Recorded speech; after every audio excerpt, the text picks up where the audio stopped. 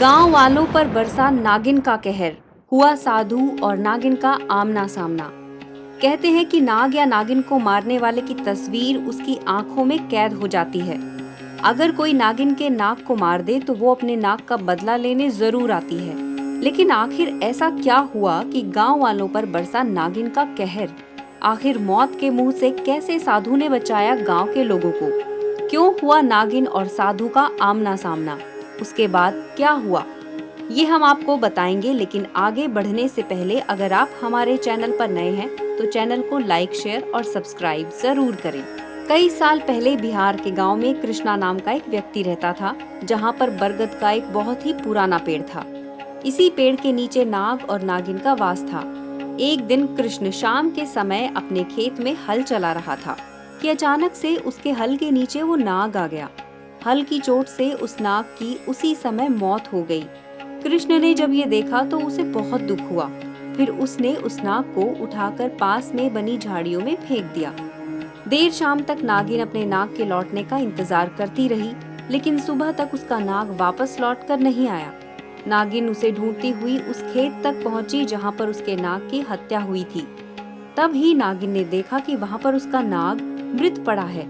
आखिर उसके नाग को किसने मारा है, ये देखने के लिए उसने कृष्ण की तस्वीर अपने नाग की आंखों में देखी। अपने नाग के हत्यारे का बदला लेने वो गुस्से में आकर जोर जोर से फुफकारने लगी। नागिन पूरी रात उसी खेत के पास बैठकर कृष्ण के आने का इंतजार करने लगी। अगले दिन जैसे ही कृष्ण खेत में पहुंचा तो नागिन ने मौका पाते ही कृष्ण के पैर पर डस दिया। आसपास के खेत में मौजूद लोगों को जब ये पता लगा तो वो तुरंत उसे उनके गांव में आए हुए नागा साधु के पास ले गए, जो कुछ ही समय पहले उनके गांव में आए थे। उस नागा साधु को कई सिद्धियां प्राप्त थी। साथ ही उस साधु के पास एक बेहद ही चमत्कारिक पत्थर था, जिसे कृष्ण के पैर पर लगाते ही सारा जहर बाहर निकल आया। जब नागिन को ये पता चला कि उसके नाग का हत्यारा जिंदा है, तो वो फिर से कृष्ण को मारने उसके गांव में पहुंची। मौका पाते ही नागिन ने फिर से कृष्ण को डसा, लेकिन नागा साधु ने फिर उसे बचा लिया। अपने नाग के हत्यारे को जिंदा देखकर वो आग बबूला हो गई और उसने क्रोध में आकर गांव के कई लोगों को डस दिया। लेकिन सभी नागा साधु के चमत्कार से बच गए। साधु और गांव के लोग आपस में बातें ही कर रहे थे कि अचानक वहां पर नागिन आ गई। इससे पहले नागिन गांव के लोगों पर फिर से अपना कहर बरपाती कि वो नागा साधु उस नागिन के सामने आकर खड़े हो गए।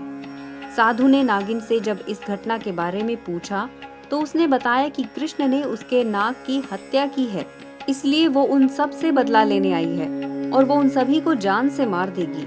नागिन की बात सुनकर गांव के सभी लोग डर गए। तभी साधु ने अपनी सिद्धि से इस घटना को देखा तो उन्होंने नागिन से कहा कि उसके नाग की मृत्यु कृष्ण से जाने अनजाने में हुई है।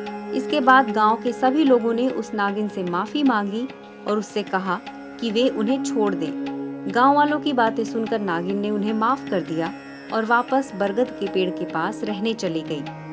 कहते हैं कि आज भी उस बरगद के पेड़ के पास उस नागिन का वास है और इस गांव के लोग आज भी उस नागिन को दूध देने वहां जाते हैं। दोस्तों, अगर आपके आसपास या आपके साथ ऐसी कोई घटना घटित हुई है जो किसी चमत्कार से कम नहीं है, तो आप हमारे साथ कमेंट बॉक्स में जरूर साझा कीजिएगा।